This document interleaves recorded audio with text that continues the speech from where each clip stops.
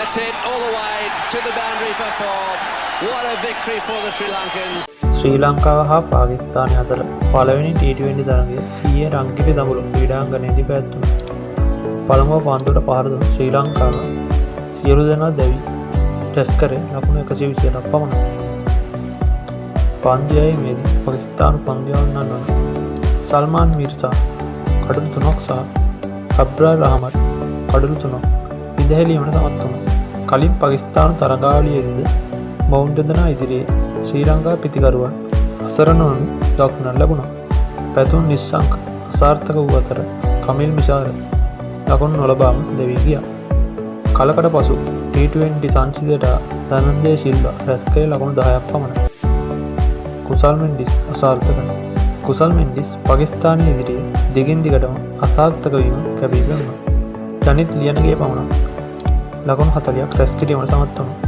ලකුණු 129 ඉලක්කය හඹාගේ පාකිස්තාන කණ්ඩායම කඩලු 4ක් පමණක් දැවී පන්දු වාර 16යි පන්දු 4කදී අදාළ ඉලක්කය සපුරාගෙන තරගය ජය ගැනීමට සමත් වුණා.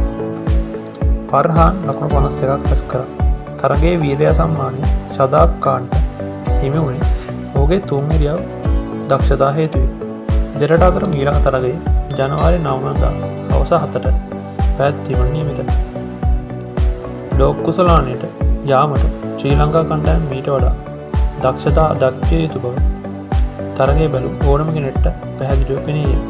තරගයෙන් අනතුරුව පැවති මාධ්‍ය හමුවේදී ජනිත් ලියනගේ පැවසුවේ එකලඟ ක්‍රීඩකයින් දැවී යාම තරගයේ පරාජය වීමට හේතු වූ බවයි. ක්‍රීඩකයින් දක්ෂතාවයේ අඩුවක් නැහැ. මයින්ඩ්සෙට් එකේ තමයි අඩුපාඩු තියෙන්නේ. ඔහු තවදුරටත් අදහස් දැක්වුවා. මුල් පෙළ අසාර්ථක වුණා. මැද පෙළ ක්‍රීඩා කළ ජනිත් ලියනගේ කිසියම් ස්ථාවර බව ලබා දුන්නත් පන්දු වාර 15න් අනතුරුව ඔහුට සහායක් ලබා දීමට කිසිදු පිතිකරුවෙක් නොසිටීම හේතුවෙන් ඉතාමත් අඩු ලකුණු සංඛ්‍යාවකට දැවී යාමට ශ්‍රී ලංකාවට සිදු වුණා.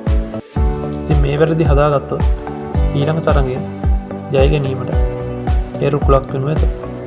මෙම තරගාවලිය උණුසුම් තොරතුරු දැනගන්න SL Cricket YouTube channel එක subscribe කරන්න. මේ වීඩියෝ එක like කරලා කමෙන්ට් එකක් දාන්න. අපේ Facebook page එක follow කරන්න. ක්‍රිප්ටෝ ට්‍රේඩින් මුලින්ම ඉගෙනගෙන සල්ලි හොයන්න ඔයත් කැමතිද?